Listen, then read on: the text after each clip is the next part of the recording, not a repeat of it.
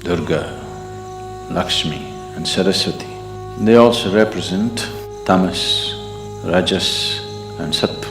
Sattva will touch you. Saraswati never happened. That means you are in the cycle, you are in the trap of life and death. If you are aware enough, little supports that nature offers is good to make use of.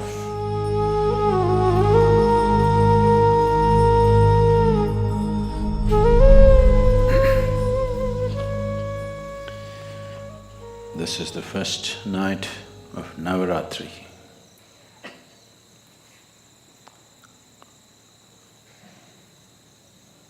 And this night and this day, the coming day after this,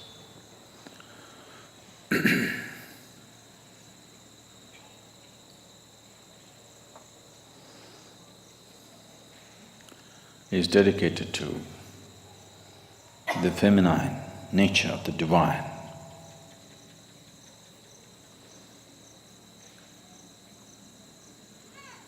Durga, Lakshmi and Saraswati are used as the symbols of these three dimensions of the feminine. They also represent the three basic qualities of existence: tamas, rajas and sattva. Tamas literally means inertia. Rajas means activity, passion. Sattva, in a way, is breaking of boundaries, dissolution, melting and merging. Among the three celestial objects to which the very making of our bodies are very deeply connected, the earth, the sun and the moon. Mother Earth is considered tamas.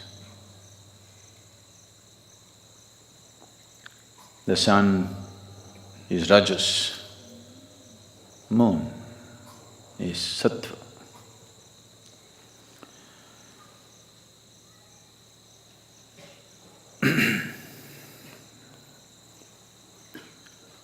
Those who aspire for power, for immortality,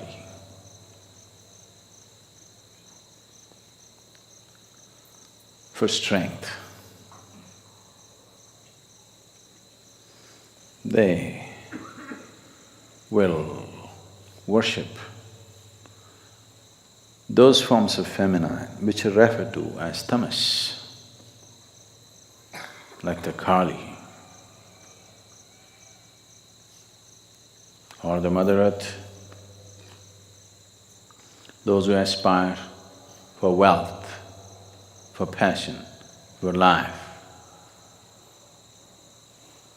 and various other gifts that the material world has to offer.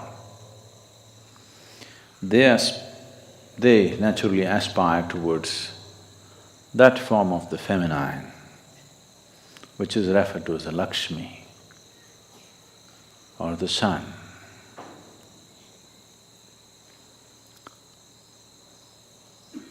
Those who aspire for knowledge, knowing, transcendence,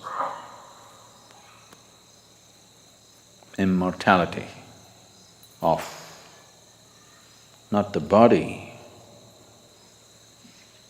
but transcending the limitations of the mortal body, they will aspire for that aspect of the feminine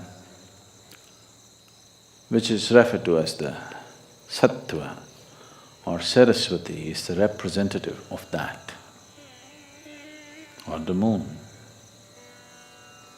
This is arranged in this way because it's after all from the earth that we arise. and we could live an active life, which is Rajas, the second nature of the Devi. The third one may come your way or may not. If you have to bring her down into you, you have to strive, otherwise she will not get down to you. Kali is on the ground, Lakshmi is sitting on a flower, Saraswati is riding a peacock. The Linga Bhairavi has been consecrated with 3 basic chakras. This man has all the 7, she has only 3 chakras to represent these 3 dimensions of tamas, rajas and sattva. Tamas is the nature of the earth, and she's the one who gives birth. The whole the gestation period that we spend in the womb, our womb time, is tamas. It's like a state which is almost like hibernation, but it's growing. So tamas is the nature of the earth, of your birth. The moment you come out, then you start activity, rajas begins. If you are aware enough or fortunate enough, sattva will touch you, otherwise the color of rajas, it's good as long as the going is good. When the going gets bad, rajas is going to be super bad.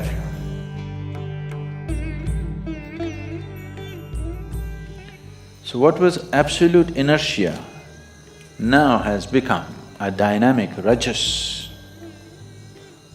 This may transcend or may again go back to the same thing. Durga, Lakshmi, Saraswati never happened. That means you are in the cycle, you are in the trap of life and death, life and death, life and death. Transcendence is yet to come. So these two will anyway happen. What is in a state of inertia will get into a state of rajas and activity, and again fall back and become inertia for a certain period of time, and again get back into activity. This is happening to you as an individual, this is happening to the planet, this is happening to the galaxy, this is happening to the whole cosmos. It goes into a state of inertia and then becomes dynamic and again goes into a state of inertia. But the important thing is, this one has the capability to break the cycle and transcend. So these 3 dimensions of the Devi are enshrined in the form of Bhairavi or Linga Bhairavi. You must be able to draw these 3 dimensions of existence and sustenance for yourself, because you need all these 3. The first 2 are needed for your survival and well-being. The third is an aspiration to go beyond. So Navratri starts off with this not only fabulous symbolism, it is also energy-wise true every month. It is not just once in a year. Every month after Amavasya, the first 3 days are like this.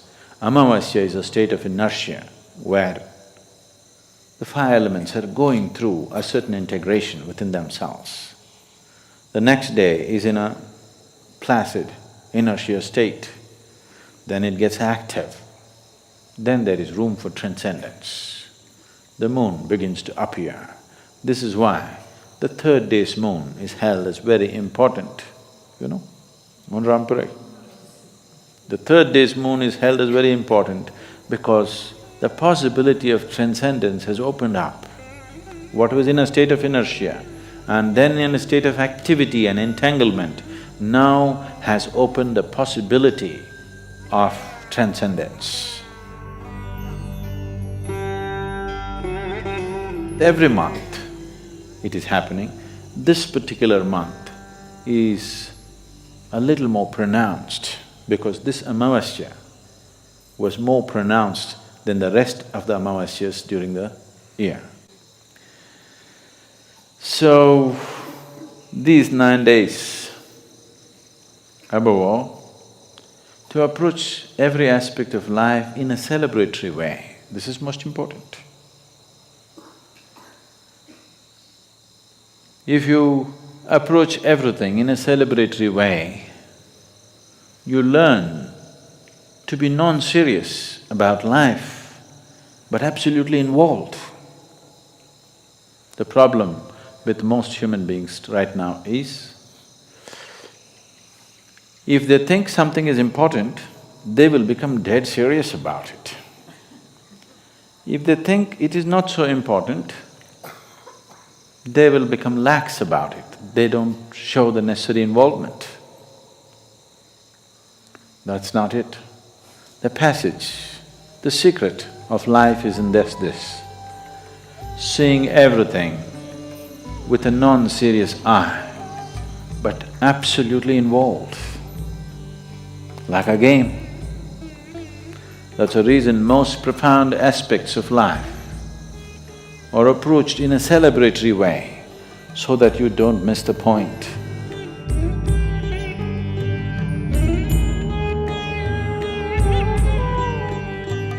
So, this Navratri,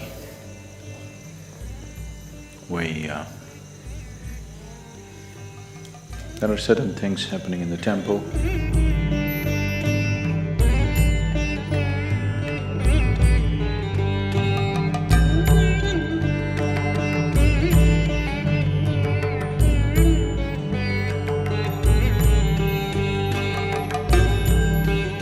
Making use of little supports that nature offers is good to make use of.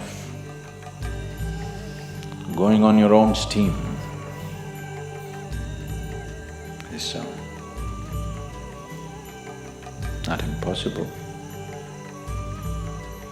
Not many people made it, that's all. So, make use of these 9 days.